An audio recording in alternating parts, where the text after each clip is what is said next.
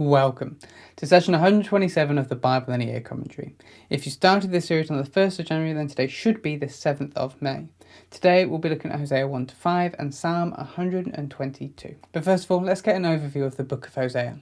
The prophet Hosea lived in the northern kingdom of Israel under the reign of Jeroboam II. Have a look at 2 Kings 14 verses 23 to 29. His book is a collection of 25 years worth of preaching, collected together and organised, much like the book Isaiah. Hosea's preaching was aimed at the northern kingdom, warning them of the future destruction and exile that they would face, placing Hosea in the pre-exilic prophets. Here's a summary of the structure, but I would recommend checking out the written version of this commentary in the description to see the structure properly for yourself, particularly as today there are two. But we start with Hosea 1 to 3, with Hosea's marriage to Gomer.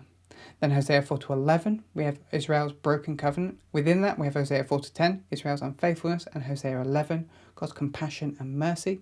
Then we have Hosea 12 to 14, lessons from the past. Within that, Hosea 12 to 13, Israel's history is one of rebellion, and then Hosea 14, a call to repentance and assurance of forgiveness. The primary names Hosea uses to describe the northern kingdom are Israel or Ephraim. Occasionally, he also uses Israel to refer to the whole nation, but normally the context makes that clear when that's happening. The key themes of Hosea are Israel's rebellion and God's mercy. Hosea highlights that the people were rebellious in the past, they are rebellious now, and they will continue to be rebellious.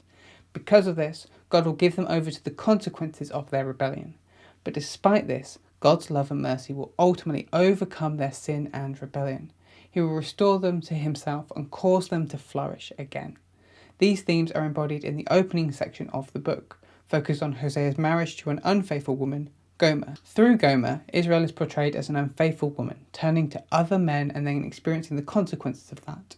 Through Hosea, God is a faithful husband who remains steadfast and loyal, committed to redeeming his unfaithful wife. But let's jump in with today's reading, Hosea 1 to 5. It all starts with God telling Hosea to marry a prostitute. This was to be a real-life demonstration of God's relationship with Israel, who have been acting like the prostitute, worshipping other gods. So Hosea marries a prostitute called Gomer, and they have their first child. God says to call this child Jezreel, as a prophetic statement, because God is going to destroy King Jehu at the valley of Jezreel. You may remember Jehu from 2 Kings 9 to 10. He was the overzealous king that killed everyone he could, but still sinned against God. Then, Gomer has a second child, a girl. God says to call this child No Mercy or Not Loved, as a prophetic statement that he will no longer have mercy on Israel for their sin. It is likely that this second child was not Hosea's, but as a result of Gomer prostituting herself again and committing adultery. God's command to Hosea was to take herself a wife of whoredom and have children of her whoredom, back in Hosea 1 verse 2. So this shouldn't be too surprising. Gomer then has a third child, also likely not to have been Hosea's. God says that this one shall be named Not My People, because Israel are no longer God's people. But God turns it around and predicts that there will come a day when he will have mercy on Israel. And while they have not been his people, he will once again call them children of God. Next is one of Hosea's preachers to Israel. This message is very much to Israel, but it's likely that Hosea is drawing on the imagery of his own life to create this preach. The imagery is that Israel, the mother, has been prostituting herself around, worshipping other gods, and so has borne children, a people who, if they are not careful, will continue in her footsteps. Hosea is encouraging the people of Israel to turn and change their ways. In his preach, Hosea is speaking from the perspective of God. In it, God identifies that Israel is chasing after different gods, different lovers. So his response is to hem her in with brambles and walls so she can't get to her lovers, hoping she will eventually give up and go back to her first husband, God. He accuses her of not recognizing that he was the source of all of her blessings and fruitfulness. So his response is to take all that away and leave her with nothing. He then accuses her of making offerings to the Baals, the different gods. His response to this one is to woo her back. She will once again call God her husband, and he will make a new covenant with her. He will remove all the weapons of war and renew his commitment to her, pour out fresh blessing on her.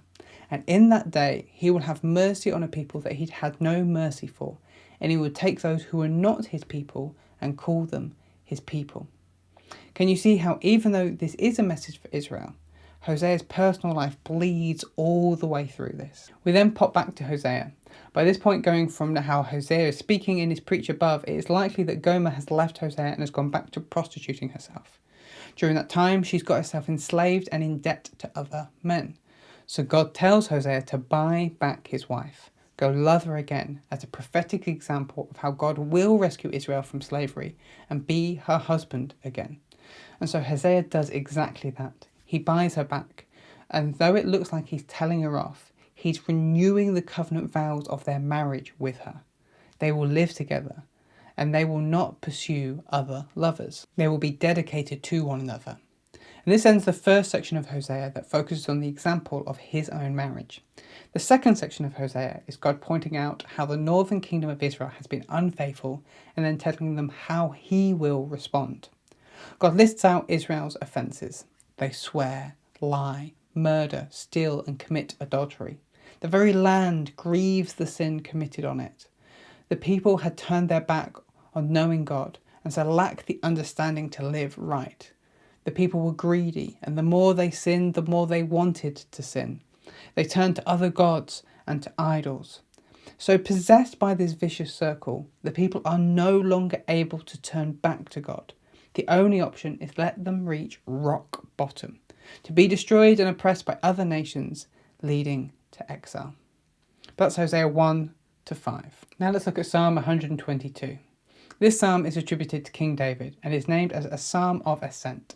These psalms were sung by worshippers as they ascend to Jerusalem for the 3 pilgrimage festivals: Passover, Festival of Weeks and the Festival of Tabernacles, or possibly by the Levites as they ascended the steps of the temple. Psalm 120 all the way through to Psalm 134 are all psalms of ascent. Here is a summary of the structure. We have verses 1 to 2, let's go to the house of the Lord. Verses 3 to 5, Jerusalem, the throne of David, and then verses 6 to 9, a prayer for the peace and prosperity of Jerusalem. Continuing our journey from a foreign land towards Jerusalem in Psalm 120 and 121, now the psalmist finds themselves outside the gates of Jerusalem. They're excited because they have come to the house of the Lord. They are nearing the end of the journey. The psalmist then takes a moment to reflect on the city. It is a secure city in which all the tribes of Israel gather together to give thanks to the Lord. It is the place that the Lord set up his kingdom and his king. This leads the psalmist to pray a prayer of peace and prosperity over Jerusalem. May Jerusalem continue to be a place of peace and security for the sake of the house of the Lord. This psalm is written into a context where Jerusalem was the seat of God's presence. Today, we believe that God's presence dwells in every believer. Because of this, the modern equivalent for us would be to eagerly seek more of God's presence and to pray for the peace and prosperity wherever we go, so that God's presence and kingdom might flourish more in our communities. Thanks for joining us today. Take a moment to reflect on what you've read and share your thoughts or questions below. If you're watching in the future, then you can click here for the next session, or you can find the full playlist just down here. To receive these daily commentaries in your email inbox, subscribe via the link in the description below. Have a great day, and I'll see you tomorrow.